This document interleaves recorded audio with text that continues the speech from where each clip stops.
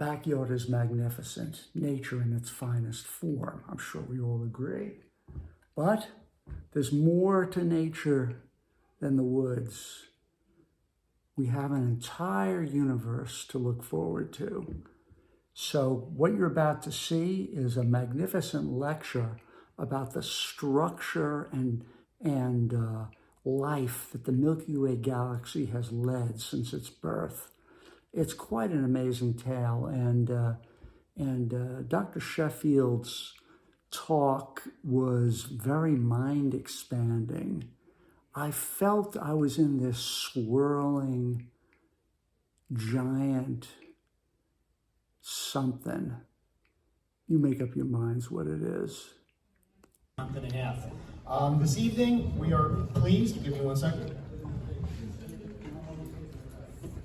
This evening, we are very pleased to have Allyson Sheffield make a return visit to Rockland Astronomy Club.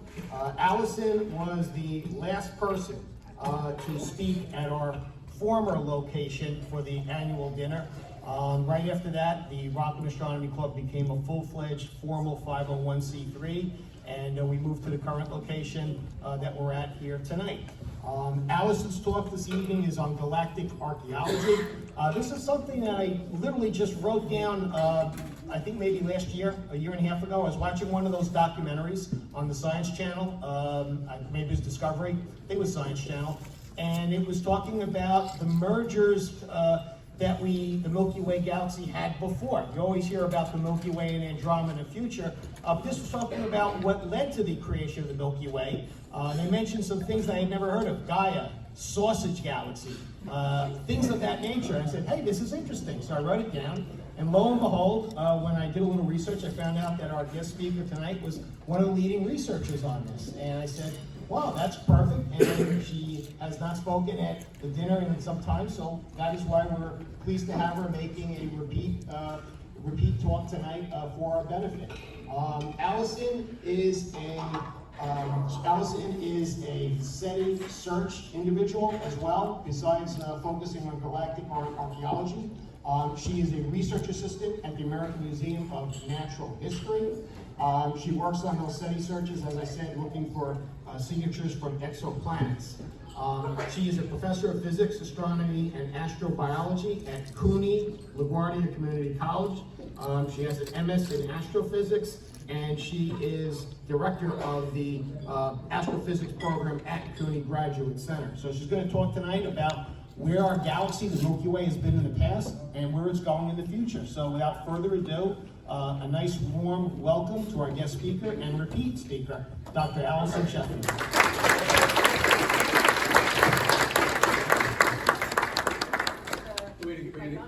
We're going to give you the, once you go up there, and we'll give you that. Now, do you want me to advance it? I was looking down in front of me. Well, you can wander, and I'll just advance it for you. He's going to set you up with a mic. That's the other side? Yeah.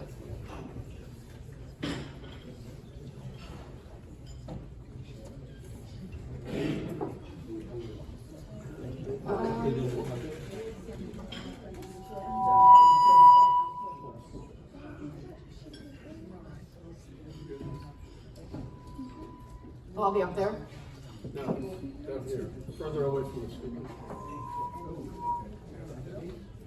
You're good? Can she go a little bit that way to the right? Sit down.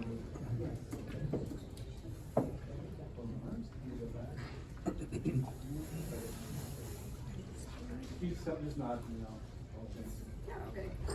And I like to keep a track on time. So if you can let me know when it's like 30 minutes. Sure.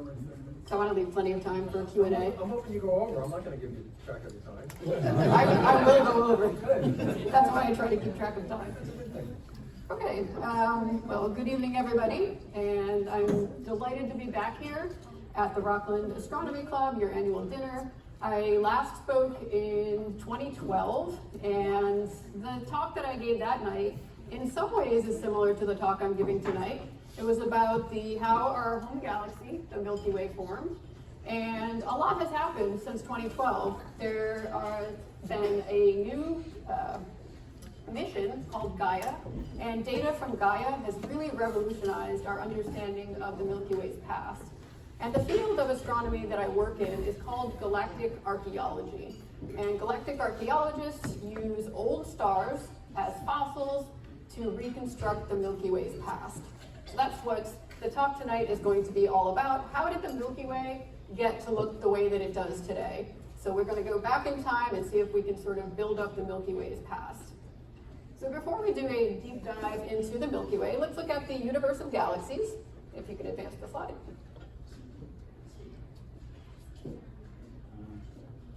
Is it left and right or top? I think it's up, down. Okay.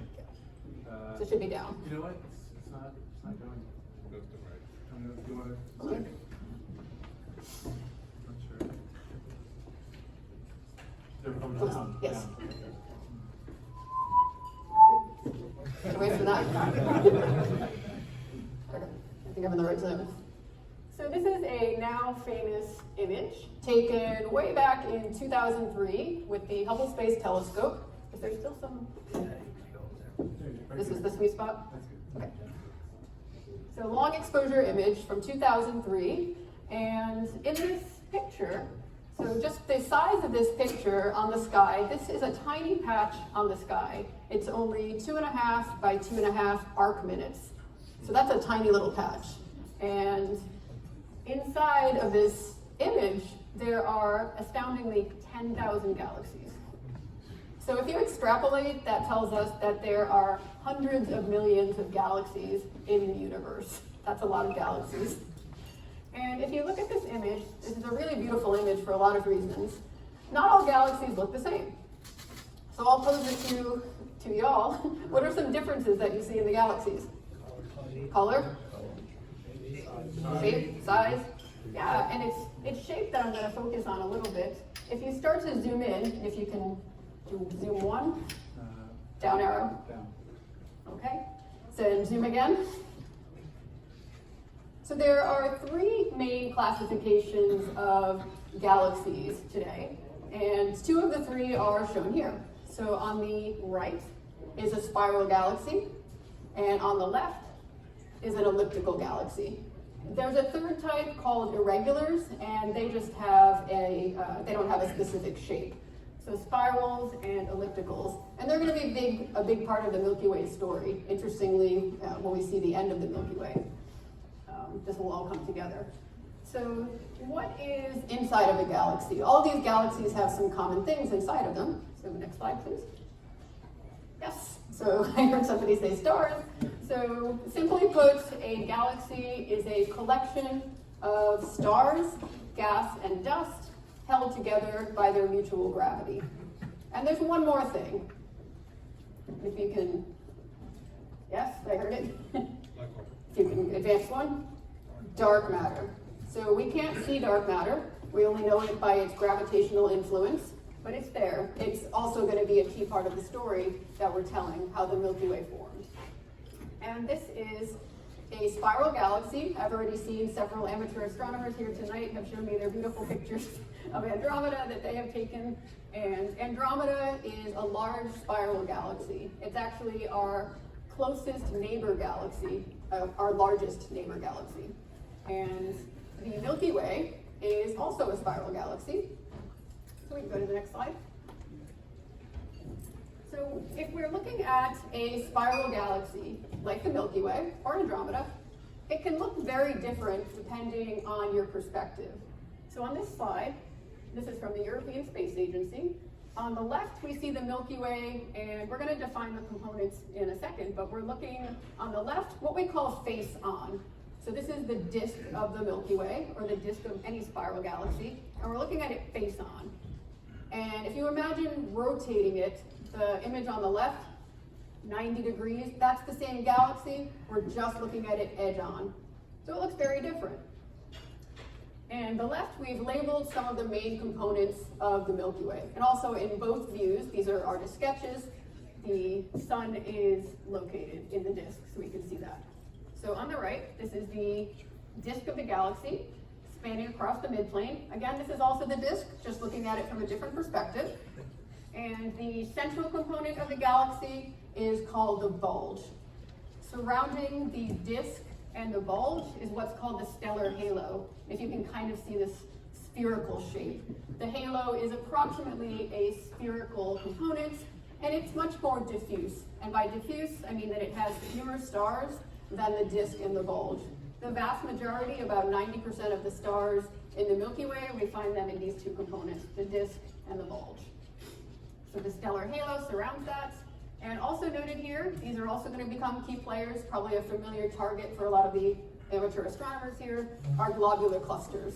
And a globular cluster is simply a group of stars that are held together by gravity. And they all formed at the same time. They all formed from the same cloud of gas. Okay, so we cannot leave the Milky Way to take a picture that, oh, you could go back. We cannot currently, we don't have the technology, we probably will not probably, we won't have it in my lifetime, to leave the galaxy and take a picture of it face on. However, we live in the Milky Way, and we can take an edge-on picture by taking images in all directions on the sky and then seaming them together. And that's what the next image shows. So this is a real image, and it is composed of data from a mission called Gaia. And I'll say more about the Gaia mission in a moment. But this is pretty astounding. So this looks a lot like the cartoon on the previous slide.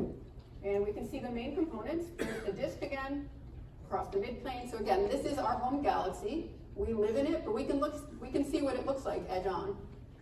And this is a familiar obstacle for a lot of astronomers, dust. So there's lots of dust in the galaxy, and dust will block starlight behind it. It actually absorbs light. And let's go back to, we said the main components, two of the main components are the disk and the halo. So if you click, yep. So here's the disk again, and next one. And then those two smudges are, yes, they are not smudges, those are actually galaxies in and of themselves. So we call these satellite galaxies. And these are really a key part of the Milky Way's history. And this is kind of a smoking gun. We can already see the Milky Way has smaller galaxies that are in its orbit.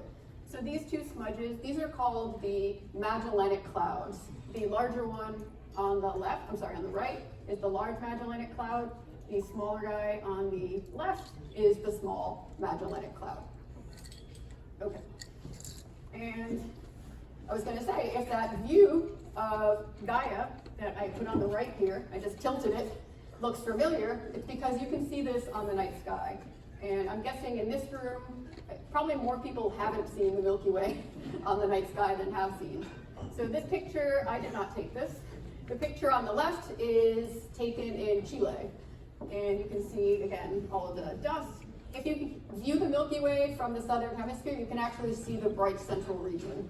And if you've had a chance, actually just out of curiosity, how many people in this room have seen the Milky Way disk rise on the sky? Oh, okay. Any from New York? Yeah, well, that's impressive. The only time I've seen it was in Arizona when I was a grad student, and I was at Kitt Peak Observatory. And it's absolutely mind-blowing. If you haven't seen it, make the time. I'm sure your new dark site might be actually a pretty good place to see it, Starhaven. So worth taking a look at. Okay, so now I'll say some more about the Gaia mission. The next slide. So it's kind of an infographic, so lots on here. But so the Gaia mission, it's the European Space Agency. It's a satellite. It was launched in 2013 and is parked, it's still there, at the L2 Lagrange point. So it's out of the atmosphere, doesn't have to worry about that. This is a schematic of what the spacecraft looks like, and it has the rounded disc that looks like foil, actually is basically aluminum foil. And then these guys are insulators. So that together is called the sun shield. So it has a sun shield, so you don't have to worry about any stray light getting in. The mission, it's what we call an astrometric mission. You don't hear that word terribly often. So astrometry is the science of measuring the positions of stars over time, those small positions on the sky. So really it's an angular position. And Gaia does this. So Gaia was operational just until last year, so it collected data for over a decade. It's finished data collection, and it observed remarkably over 2 billion stars and other objects in the Milky Way. And it did this by measuring the same star again and again and again. So at the end of the day, there were 3 trillion observations done for these 2 billion stars. Mostly stars, but some other objects, as those of you who do deep astrophotography know, they get in there. So you get them whether you want to or not. And Gaia, what else can I say about Gaia? It really has been revolutionary. So this is ESA's blurb. So Gaia has revolutionized the view of our home galaxy and cosmic neighborhood. And almost immediately after the first major data release, so that was in 2018. So the last time I spoke here was 2012. This data started getting released in 2018, and almost immediately astronomers started publishing results. It was kind of exciting. Even before the data came out, we had programs ready for the data. We knew the format of the data, and we were ready to put it in to see what we would find. And things were remarkable. It was like a festival of all kinds of new results coming out. So this has been revolutionary for galactic archaeology. And what's really revolutionary about it is not so much that it's all sky, but that's an important piece of it. It's the unprecedented precision in the motions. And prior to this, we just haven't had this precision. So the things I'm going to be talking to you tonight, the things we've uncovered, all came from this mission because of its exquisite precision. So the next slide. Again, galactic archaeology. It's a big question, how did the Milky Way evolve to look the way that it does today? If we go all the way back, there was the Big Bang. This is the Milky Way today. And let's see if we can fill in some of these intermediary steps. And if you click again, that's where Gaia is going to really prove itself. Okay, so let's step back a moment and take a look at galaxy formation, specifically Milky Way formation, and some older ideas about how the Milky Way formed and what is the current model. If you could go 2 steps ahead. So galaxy formation, yes. Okay, so in the 1960s, the dominant idea for how the Milky Way formed was called the rapid collapse model. And this cartoon shows it schematically. So in the first panel, so this is the object that was collapsing. So it was a giant cloud of gas. And importantly, it had some spin. So gravity caused this cloud to collapse. And you can see that in the subsequent slides. So you start to see angular momentum. Again, that's why I made a point of saying spin. So it has angular momentum. And as it collapses, it forms a flattened disk. And that actually, if we look at the last panel here, that does a decent job of getting us to the view of the Milky Way that we saw before. We get a flattened disk with stars moving around the central region. We also get globular clusters. I said those are groups of stars that are gravitationally bound, and there are some original globular clusters that formed with the Milky Way. So they're very old, they're in the halo.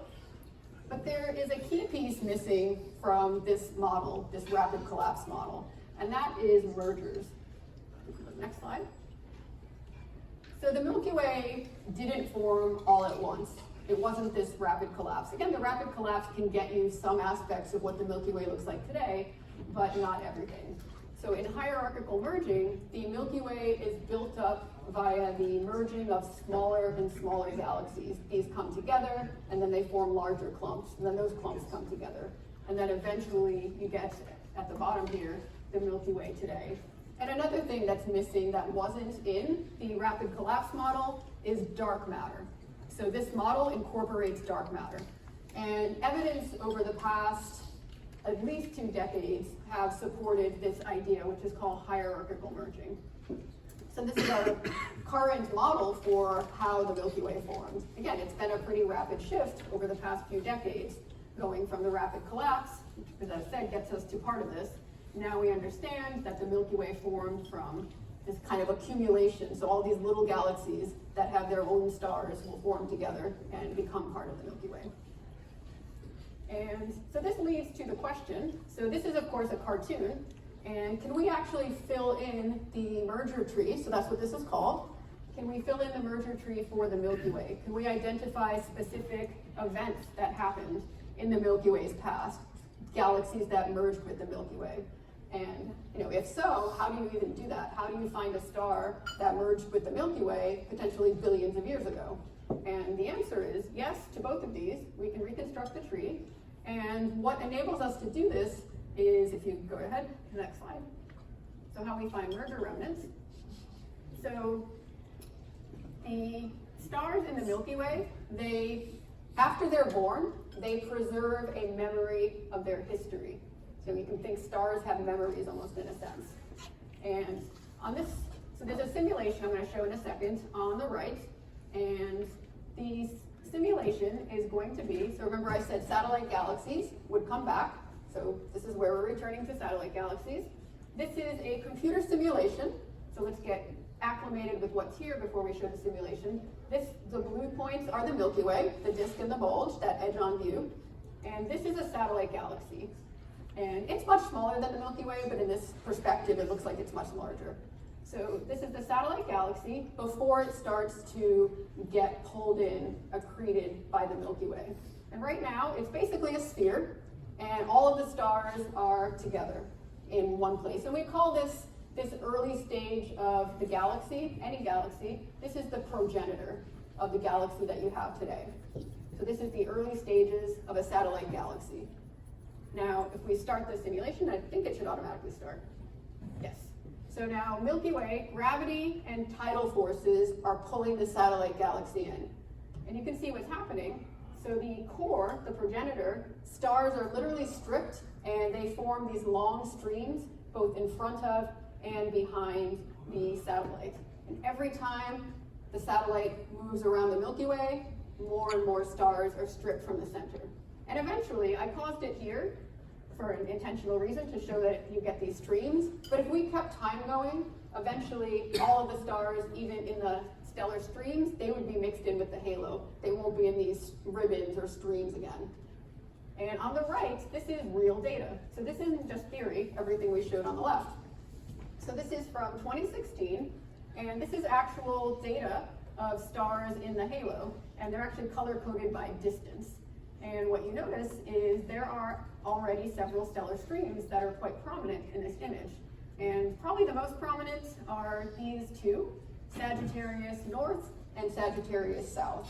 So one of the satellites that merged with the Milky Way is called the Sagittarius satellite galaxy, sometimes the Sagittarius dwarf spheroidal galaxy. So we see evidence of that, and there's actually quite a few other streams that are in here. And PAL 5, actually most of these streams that are in here, I've actually done some research on. I've studied PAL 5, I've studied the antistellar stream, the Orphan stream, which has been renamed the Hercules Aquila cloud, and just like a quick history of stellar streams. So this is, depending on how you look at it, still a fairly recent advancement. The first satellite galaxy of the Milky Way wasn't detected, or was detected way back in, depending on how you look at it, in the 1990s. And that was Sagittarius. And after that, the streams for Sagittarius, so first the galaxy itself was detected, and then the streams were detected in 2003, actually by my thesis advisor at the University of Virginia. He discovered these tidal streams. So that was an exciting event to happen while I was in grad school. And another stream that I've spent some time working on is PAL 5. What's interesting about PAL 5, has anybody in the audience heard of PAL 5 and know what kind of object it is? It's a globular cluster. So globular clusters can also get tidally stripped. So in this, you kind of see it like in here, there's little, and it's the same physics, it's the exact same physics. You start with a blob of stars, and you can get streams in front of and in back of. So PAL 5, the cluster itself was known since the 1970s, and it wasn't until 2001 that the tidal streams from PAL 5 were uncovered on the sky. Yeah, this is a beautiful map showing these tidal streams. And it almost looks too good from this map. It makes it look like these are very easy to find, that they just stand out on the sky. But in reality, they're very faint, and it can be challenging to find stars that are in these streams. But fortunately, there are some properties of stars that are in these stellar streams that come from these satellite galaxies that we can take advantage of to help us find these stars. So we can go to the next slide. So those three common properties are age, chemistry, and motion. So a star born in a satellite galaxy, they all formed, remember from that previous simulation, the satellite galaxy started out as a sphere. So all those stars formed at the same time from the same cloud of gas. So that gives us age. They were all formed at the same time. In terms of chemistry, so all of these satellite galaxies, they formed from their own gas in the Milky Way. And depending on where and when the gas was put in the Milky Way, so the gas will evolve over time. And for our purposes, that's a good thing. That means that every satellite galaxy has its own unique, we can think of it as like a chemical fingerprint. So whatever the chemistry of that gas was, the stars remember that. It becomes part of their DNA, and that's really helpful. So we can look for stars that have the same chemical DNA, and that's exactly how this is done. And the third property is motions. And motions, of course, that's what the Gaia mission measured. So that's going to be the one that we focus on primarily for the rest of the talk. But chemical abundances are an equally important tool that we use for finding these stars that all originated in the same galaxy and are now mixed in with the Milky Way. Okay, next slide. Okay, and actually, so let's return briefly to two of the main components of the Milky Way. If you can remember, we have the disk. This is our edge-on view, surrounded by the halo. So remind ourselves of that. Okay. So motions of stars in the disk and the halo are quite different. Again, that turns out to be a benefit in looking for stars that differ in their motion. So on the left this is the galactic plane, the disk edge on, and stars in the disk move in circular orbits, mostly circular orbits, around the center of the galaxy. So orbits like this, if we're in the plane. And the sun is in the disk. So the sun is moving around the center of the galaxy. It takes about 250 million years for the sun to make one orbit. Now, in contrast, halo stars, they move in more elongated eccentric orbits. So they come up and out of the disk, and again, in terms of their properties, we say they're more eccentric. So there's a really distinct signature between disk and halo stars. Now, if stars from a satellite galaxy also have a common motion, ideally, we should be able to look at all of the motions for a group of stars on the sky in some direction, and the motions from the stars from the satellite galaxy will stand out. Remember, the stars remember their velocity. Even billions of years after a merger, they still hold on to that velocity, which is pretty amazing. Even after they're completely mixed in with the halo, they retain that information. They all have the same orbits, so they retain that information. So now back to Gaia and the big Gaia reveal. So right in 2018, after the Gaia data was released, there were two results that came out. We can go to the next slide. And they both found the same thing. So this will require a little bit of talking through what we're looking at here. You see the word sausage intriguingly suddenly on the slide. So this is 7 million Gaia stars. I think that's all that they had in the first data release in 2018. And this is a figure showing motions. We said that the stars retain their motions. Gaia measures unprecedentedly accurate motions. On the y-axis, this is the circular motion. So you can think of that as the motion around the center of the galaxy. And on the x-axis, and you can see this labeled high positive spin. These are stars that are moving around in the same direction. And then if you have a negative spin, they're going in the other direction, or retrograde stars. The x-axis is radial motion, and that's motion in and out of the galaxy. So this figure, this was the big, exciting discovery, believe it or not, this figure. So when you look at this group of stars here, there's no color bar, but these are color-coded by density. So the dark red regions are where you have the most stars. And these are all disk stars. And this makes sense. We said disk stars move in nice circular orbits. Their circular motion has a nice positive value. So the sun moves at about 220 kilometers per second around the center of the galaxy. And you see very little, not exactly zero, but very little radial motion. Most of the motion is concentrated in the circular component. Now, this was the big deal. So this grouping here try to trace out a sausage. This group of stars has almost no circular motion. All of the motion is in the radial component. And the interpretation we'll see is that these stars are actually the leftover stars from a major merger that the Milky Way had 10 billion years ago. And the reason that it's called the sausage, again, I keep trying to convince myself it looks like a sausage. So the author of this paper was the first big paper to announce this result, and the authors thought that it looked like a sausage. So the nice thing about science, if you discover it, you get to name it. So the sausage stuck. And then another study, if you can click, the main author, lead author is Amina Helmy. She used chemical abundances and found the exact same thing. So that's kind of cool. One study used the Gaia motions, another study used chemical abundances, and they both found the same thing. And that was like a beautiful validation. It's like when the Higgs boson result was announced and two different groups like independently found the same thing. So it's good science when that happens. And so Helmy decided not to name it the sausage, and she gave it the name, and if you can look, so she called it Gaia Enceladus, and this is a reference to, in Greek mythology, so the son of Gaia, so Gaia is the goddess of earth, Enceladus is the son of Gaia. Enceladus and Gaia were giants. And I don't know the mythology that well, somebody can fill in more details, but there was a battle between the giants and the Olympians, and Athena killed Enceladus.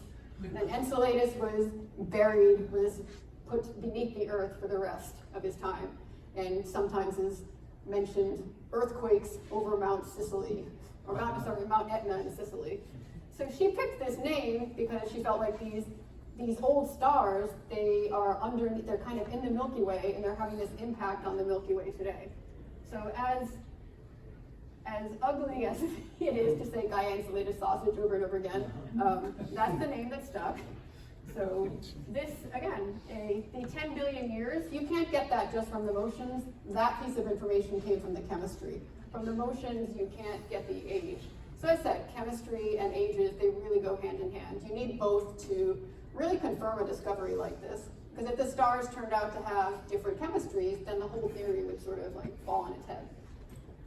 So the next slide, we can visualize what this merger looked like. So 10 billion years ago, so we'll start on the left. We said the early stages of any galaxy, we still call it the progenitor. So the orange feature, the orange kind of disk gas, is the Milky Way's progenitor. And the blue guy kind of coming in, that is Gaia Enceladus. And this particular graphic didn't put the sausage on there. It just says Gaia Enceladus. So that's okay. This is from the IAC. And so that's 10 billion years ago.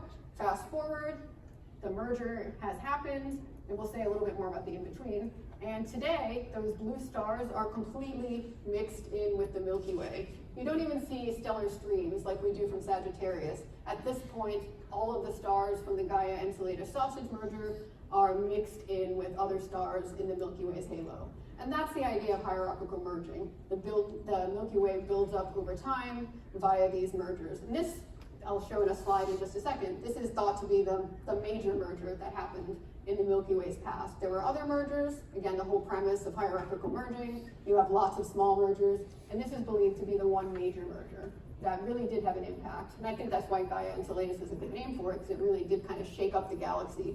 So those earthquakes are a good reference. And the next slide shows another schematic cartoon of what the motions of these stars look like today. So the little orange arrows show the direction that the stars are moving in.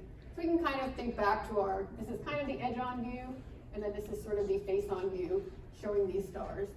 So they still preserve a memory of the merger with the Milky Way. And what we saw in the schematic on the previous slide, right, so this schematic is not just random. Somebody didn't just decide to arbitrarily put the Gaia Enceladus Sausage Galaxy at that angle, you can actually, based on the orbits today, the motions, you can sort of figure out exactly, so this is where computer simulations come in, exactly sort of the dynamics of the collision. And so we can see these nice views today. Okay, thank you. Okay, so the next slide. So let's return, oh, I forgot about this one. Yep. Good. So just one more view, and this I think really, it kind of looks like a boring figure, but it really emphasizes how different the orbits of these Gaia Enceladus sausage stars are from the disk stars and the halo stars. So this is a cube, and the galaxy is, the center of the galaxy is at the center, and this green orbit, that is a disk star. Again, it's a circular orbit moving around the center. A halo star, again, those are eccentric orbits, elongated, they come up and out of the plane. And then the sausage stars, the Gaia Enceladus star, they are on these radial orbits and they are plunging in and out of the galaxy. We kind of call this shape a rosette. So this goes in and out, in and out. So this is 4 passages of one star around the center of the Milky Way. Every time it plunges past the center and then it turns back around. So they really stick out on the sky. And of course, a great question, I shouldn't take any of your questions, but why didn't we see this before? It's been there for 10 billion years. It's because we needed Gaia. We needed data that had this precision. We've just never had it before. So the next slide, this is a reconstruction of the Milky Way's merger tree. This is a paper from 2020. The main author is Karidison. And this is a study that used ages and chemistry combined with computer simulations. And let's talk through this. There's a lot going on here. So if you click forward, at the top here, this is the Milky Way's progenitor. So this is when the Milky Way was very young. We said we can, just from basic physics, we can get the spinning disk. So this is the early Milky Way. And the bar here is like a tree trunk. The trunk is mass. So the color bar is showing mass. On the far end here, this is about 10 to the 8, so about 100 million solar masses. And over time, so it starts out with a lower mass, and every time a merger happens, and that's what these lines are indicating, the mass grows. So by the time we get to the yellow, that's today, the Milky Way, so it's past, so 10 to the 9 is a billion, 10 billion, we're up to about 100 billion solar masses. So when we say there's about 100 billion stars in the Milky Way, it kind of checks. And each of the mergers, so we have the Milky Way at the center, and then there are a few other mergers that happen with the Milky Way. Gaia Enceladus is right here, and I think this is supposed to be like Enceladus cursing somebody or other coming out of the sky. And the earliest, actually I should say what these axes are. So the y-axes, they're showing the same basic thing. These two quantities are very much related. The y is called redshift, and the the right is look back time. So for each of these merger events, so the earliest merger has been named Kraken, and it was very early, and next to each merger, it says some number of GCs. So we said earlier that a satellite galaxy forms its own globular clusters. It's the same mechanism. So these mergers brought in not just the galaxy, but all of their globular clusters. So Kraken brought in 13 globular clusters, and then there was another merger, the Helmi streams, and Gaia Enceladus was the largest merger. It brought in over 20 globular clusters with it. So it really increased the mass of the Milky Way. And if we look back at the time axis, so that happened around somewhere between 10 and 9 billion years ago. And usually when you hear about this merger, and as I did earlier, the time frame that's pinned to it is 10 billion years ago. And data supports that. It's not just a shot in the dark guess. We really have data that can pinpoint this.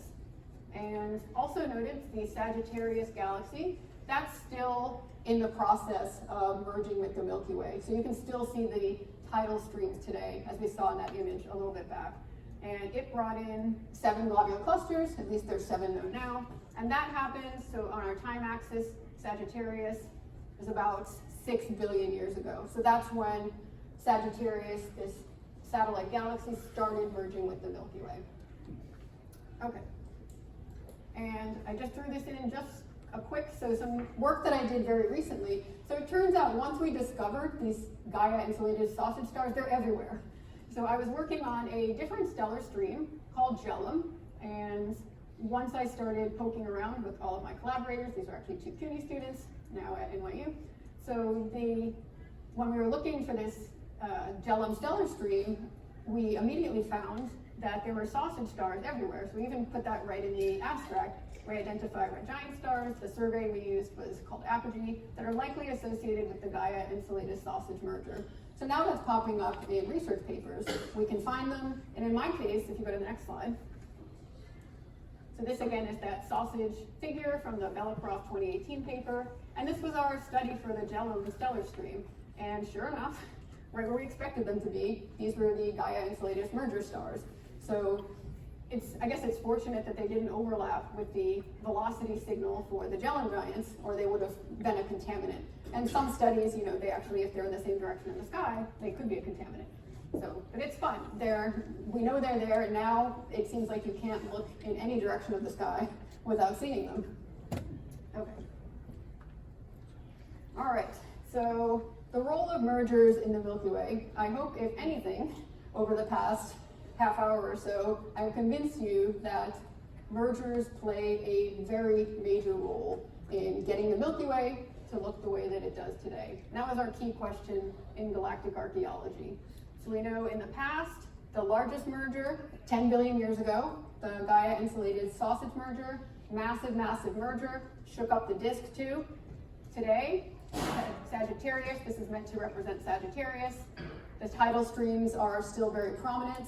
The LMC and SMC, those are the large Magellanic Clouds and small Magellanic Clouds that I mentioned in the beginning.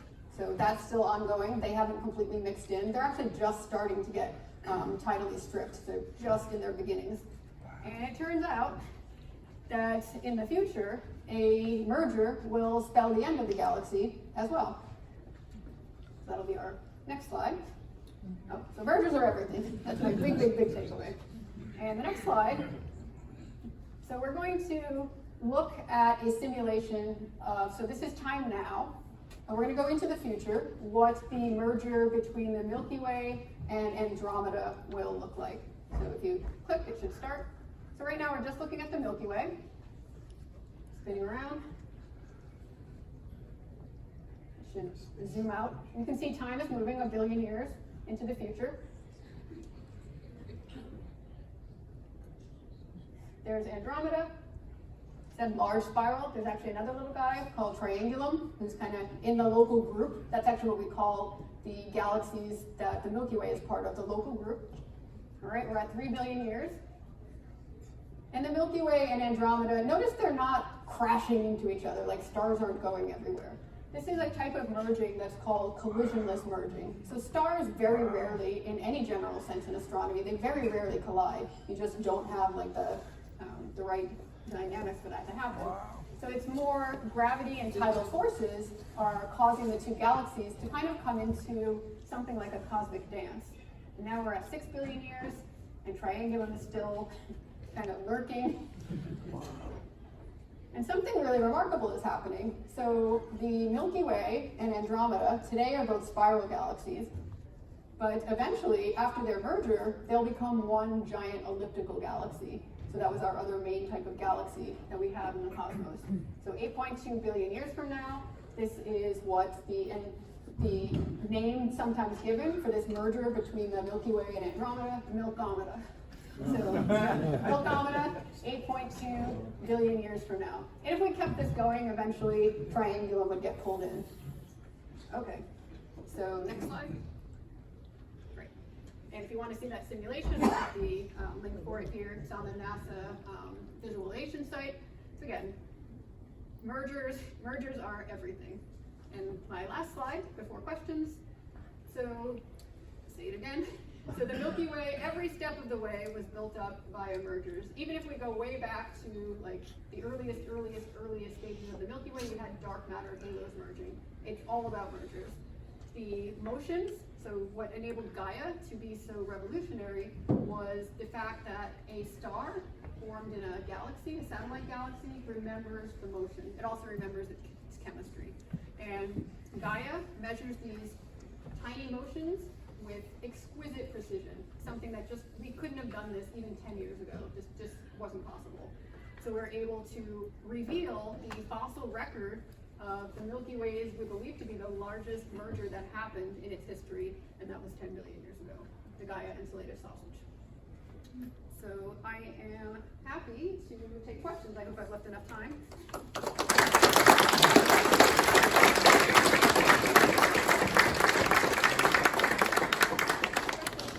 I have a million questions. Yes. I'll just ask one at a time. Sure. So, Everybody here? all of the virgin galaxies had globules. Are globules always older than their host galaxy? No, they form, but they're very old. In every case, they form and with... do they act like shepherds, like the way the shepherd moons of Saturn shape their rings? They really don't. They're Okay. just kind of randomly Okay. dispersed in the halo. But you do find that they're old collections of stars in the Milky Way's halo. So the Milky Way has its own set of globular clusters, and all of these satellite galaxies have their own globular clusters with their own little chemical fingerprints that they're bringing in. Yes? So where do we get this great precision from? If Gaia's measuring positions relative to other stars, which themselves are moving, there's no fixed, perspective to actually measure the position. How do you tease apart the relative motions of the reference stars? Yeah, I think that's it, the reference frame. So there is a reference frame and it's parallax shift. So I think they've nailed down the background So reference there frame. is a fixed background, okay. Right, so you can get just this precision. Okay.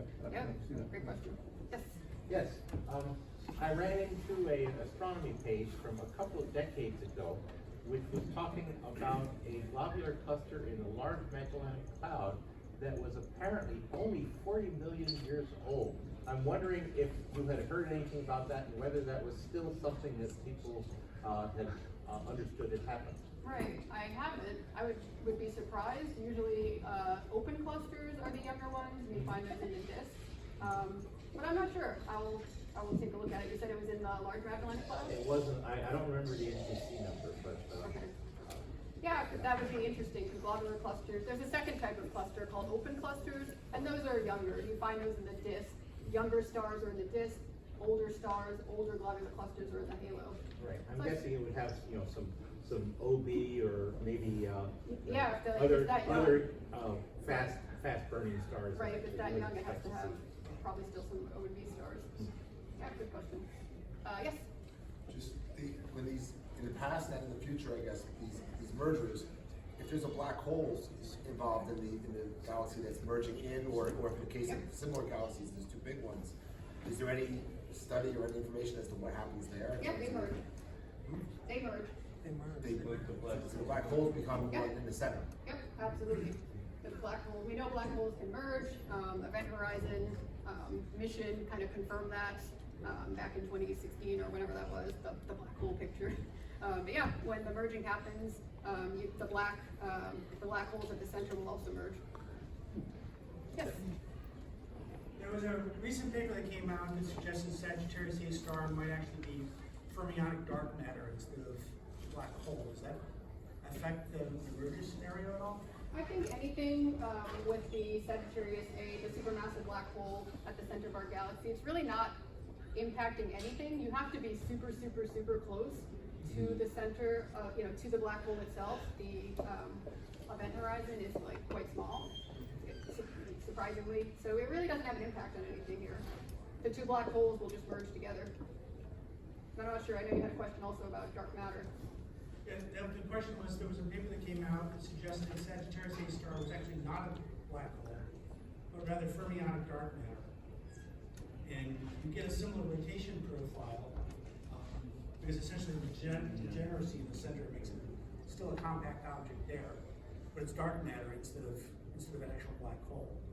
And I was wondering if that has any impact, or would have any impact on the merger calculation. I think even if it was dark matter, black holes and dark matter have one thing in common. They are mass and they are gravity. So I think, we know the mass of the supermassive black hole, something like 4 million times the luminosity of the sun. But if it was dark matter or a black hole, you're gonna get the same net effect. It's mass, it's gravity, and you have to be super close to it for anything to really have an impact on the other stars in the Milky Way. Yes? What is the distribution used for dark matter for these simulations? Is it uniform? Is it in the outer regions of the galaxy? It's cold dark matter, so it's moving more slowly. I don't know the exact distribution. I really don't run the simulations. I actually do the observational side. But Does that have a big effect on the simulations for the size of the merger galaxies and stuff? I think if it had dark matter, maybe it did have the dark matter for the mergers. I mean, we know all of these galaxies, they originally formed within a dark matter halo. And so dark matter is an absolutely key element of all of this. The Milky Way, yeah. I think you could say something about the type of dark matter particle, like we said, cold dark matter is one theory. There's another called warm dark matter, and it has to do with the speed of the dark matter particles. But beyond that, I don't know too much about exactly the distribution of these models. I think they just put in dark matter particles, and the only force you have to add is gravity. Yeah, but It's almost easy because it doesn't do anything else. just some galaxies don't have much dark matter at all. Some have a lot. Some distributed maybe to the outer regions of the galaxy. Yeah, it would be surprising if a galaxy didn't have any dark matter. There are dark matter halos that have no stars. It actually goes the other way. Yeah. So whatever else could be affecting then what we do see in the galaxy, the distribution now we see is mergers. Yeah. You got it. Other question? Yes. Oh, sorry. I ignored this side of the room. You probably had your hand up for like So there's something you can see in a telescope that's identified on star charts as the Sagittarius star cloud. And some of these star charts say that it's believed that this is an elliptical galaxy that's still being merged into the Milky Way. At least that's what they say. Is that related to this Sagittarius stream? I'm guessing it's the same thing. I don't usually hear it called the star cloud, so that's the only pause that I have for that. But it sounds like the same thing, because it's ongoing merger that's happening now. The stars are being stripped and they're becoming part of the Milky Way. Unless there's a different Sagittarius star cloud. Well, that's what it's shown on, like in star charts or things like that. Yeah, I'll check into it, see if maybe there's something else I hadn't heard about. Yeah. Since we're on the subject of black holes, the Andromeda galaxy is about twice the size of the Milky Way, but many of you might know it's got a supermassive black hole at the center that's about 100 times the size of the Milky Way. And I've read before your presentation tonight that the Milky Way, even with this big sausage galaxy merger, might not have had as many smaller mergers as Andromeda of the galaxies. Is that something that people are believing is the reason why we have such a small, supermassive black hole at the center of our galaxy? Yeah, something I didn't say is that Andromeda, I said they were both large spirals, but especially in the simulation, you might have noticed that Andromeda looked visibly larger than the Milky Way. Right, so if you have more mass, again, mass, gravity, that means more merging, more accretion, more dark matter halos all coming together. And Andromeda has its own satellite galaxies around it. That's actually a really interesting fact. There's about 20 satellite galaxies that we can now see that are orbiting around Andromeda. So that'll all come together when the Milkomeda event. 8 billion years, it's been a while. But no, that's a great coincidence. Yeah, guess it is. Yes. You said toward the end that when Andromeda and Milky Way collide, it'll become elliptical. Yes. So is it your belief that all ellipticals are the product of spiral collisions and convergent or similar? Yeah. Are irregular galaxies from a whole bunch of collisions and it just becomes a regular galaxy? Yeah, so one way you can get an elliptical is through the merger of spirals, but they can also form, the formation scenario for ellipticals is really, really similar to what I described for the Milky Way. It's the exact same thing, it's hierarchical merging. That applies to all galaxies, even the irregulars. The irregulars, sometimes there's a reason why they have an irregular shape. One irregular galaxy is the Large Magellanic Cloud.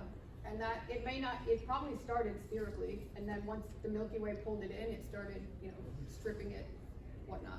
Yeah, there's 2 ways you can get an elliptical. Yeah. What are questions? Yes, just for the first galaxies that formed after the Big Bang. Yes. Did they get formed by the same process? They did. I have a simulation I could show. I anticipated this question would come. Let me see.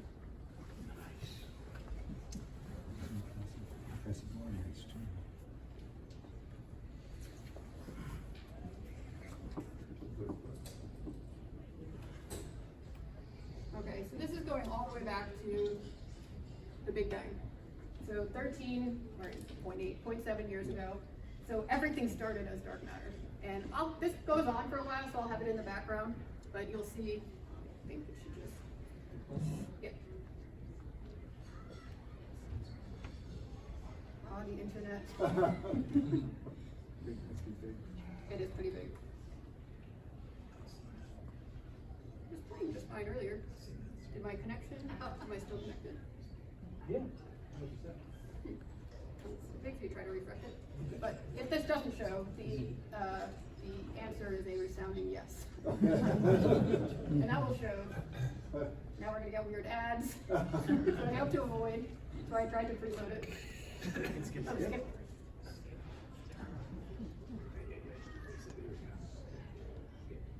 Hey. There it is.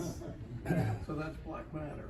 That's just dark matter, and it's gonna, so now gas, it got cool enough for gas to form. So where the gas and the dark matter overlap, you see purple. Red and blue makes purple. And stars, so this is the earliest Milky Way. And it doesn't look anything like the Milky Way today yet. And all of these little clumps, remember, the gas and the dark matter together are these purple clumps. Those are the dark matter halos. So this is really going all the way back. And eventually, so we're at 12 billion years ago, the Milky Way, we start to see it's coming together, but it's just all of these dark matter clumps. And now they have gas, and now they have stars. And you can start to see the spinning disk. So this gives you actually a better idea of what the early universe looked like. And we're at 10 billion years. So what I like about this simulation is that there it comes. The last major merger. So that's actually the Gaia insulated sausage merger. And you can see it's also in its early stages. You have dark matter coming together. And then, again, they're not gonna like slam together. They kind of gravitationally interact. Allyson, was this originally done on a supercomputer? I would imagine. I can only imagine. And I run simulations once in a while, but I stay on the observational side. A lot of my collaborators do simulations. Yeah, so there it is. It goes on till present time. But yeah, that was my best answer to your question. Yeah. Earlier we were talking about the supermassive black holes merging with each other. Yep. And so it doesn't necessarily happen on the same time scale as the galaxies merging. Right. But the amount of energy that's released in a black hole merger is some substantial fraction of the mass energy conversion from special relativity. And the question is, when you release that much energy in the center of a merged galaxy, does it have a disruptive effect? What would it do? I'm not sure, because the merging, again, this is sort of like out of my field of expertise with the black holes. I sort of picture them merging in this kind of way, but all of the energy that gets released, I'm honestly not sure. Yeah, and again, it wouldn't happen at the same time scale as the body merging. I have a thought if you want me to go Please. on. No, so I brought my physicist friend Okay. for the particle physics question. my thought would actually be that it's one of those, the spaces in between are so vast that even though the large energies you're talking about would be localized to something, say, in less than a light year, but the galaxies, as we were talking about on the scale, are thousands to tens of thousands of light years. I think it would take a long time. I mean, it all mixes over a long enough timeline, but I don't think you'd sort of like, you'd see, oh, there's a pop off, and then you'd see it would have to move propagate at the speed of light and go quite slowly. It might be bad for life that was anywhere nearby though. Oh, it's always bad for everything's bad for life anyway. there's really very little times life wins. Thank you. Or you can just keep it, you can keep it like that. Oops, sorry. The whole caboodle. Other questions? Yeah, Yes. really, probably a basic question, but I'm wondering about dark matter. I mean, where does it go? What you just seemed to show me was that it cooled, and then there was an appearance of some elements. Does does dark matter get transformed at that point, or? No, the dark does- matter is always dark matter, and it only interacts gravitationally. So the thing, when the universe is cooling, dark matter is one of the first things that's there, but it is dark matter. And then eventually, like the gas, you might have noticed in that simulation, like the gas goes right through, and the stars like can go through the dark matter. The halos can actually, this is like a big area in stellar stream studies. Dark matter halos will pass through the streams, and they'll cause these kinks in the stellar streams. So the dark matter halos will still, they stay there, and they're still moving around. So it still has its gravitational. That's right, general yes. relativity effects. Yeah, dark matter, all it does is, like, I think of dark matter very simply. It's mass, it's gravity, it's nothing else. Okay. Same with black holes. Mass, gravity, says it all. Yeah. Would it suffice to say that dark matter was the first thing that came out of the Big Bang, and all of this convalescing and cooling and I think, yeah.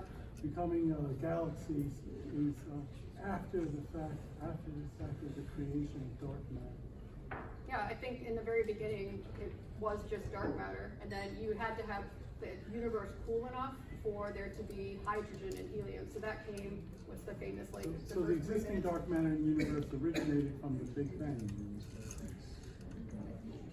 And at that time, everything was dark matter. Right. At some point, you just had a dark matter universe. At least as far back as you can go, yeah. Yeah. So, Mr. Leslie, I like that term that you used, that they dance around each other. Cosmic dance? Right. So, like, why is that happening? Is that like, and then is it to the point where like the gravity helps merge and they no longer dance around each other? So what's the, like, what causes that and what slows it down? Yeah, so again, it's just gravity, and I don't like to call I like to say merger rather than collision, because to me collision implies like stars are actually colliding with each other, and they're not. It's a combination of gravity and tidal forces, and tidal forces are just a manifestation of gravity. So at the end of the day, you can say it's all gravity, and it brings the two together, but then, you know, they already have some spin to them, so that's a big part of it. But when you put it all, like, you could simulate two galaxies colliding in a simulation without, just using basic physics, just using literally gravity and Newton's laws. Let's do one more question. We have one more. Anybody? You had said that the discovery was chemistry, and the redshift. What chemistry? What chemicals were discovered? Just helium and hydrogen? Yeah, so all stars are primarily hydrogen, and it comes down, honestly, to differences in something we call alpha elements, and different abundances of those that can really tell you, because alpha elements build up over time, and that's, you know, those will become like sort of imprinted on the star. So alpha elements are things like carbon, oxygen, titanium, silicon, neon. So it's those, and that's on a tiny, tiny level. But that's what we're looking at. That's exactly what we're looking at. Like, I know exactly like the profiles. We were talking about sodium, and I was like, oh, the sodium D line at 15. So those are the kinds of things. Yeah. Are spectroscopy used to determine that? Absolutely, yes. The work that I do observationally is always spectroscopy. Because you can get everything from spectroscopy. It's amazing. You get the whole chemical profile of a star. Okay. All right.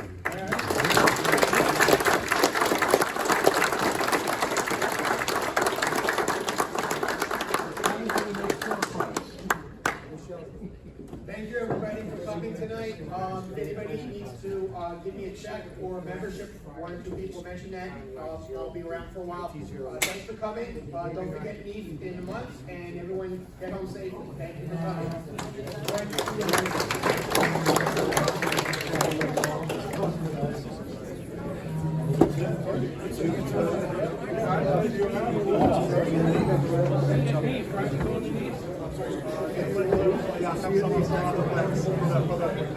Nice to meet you all.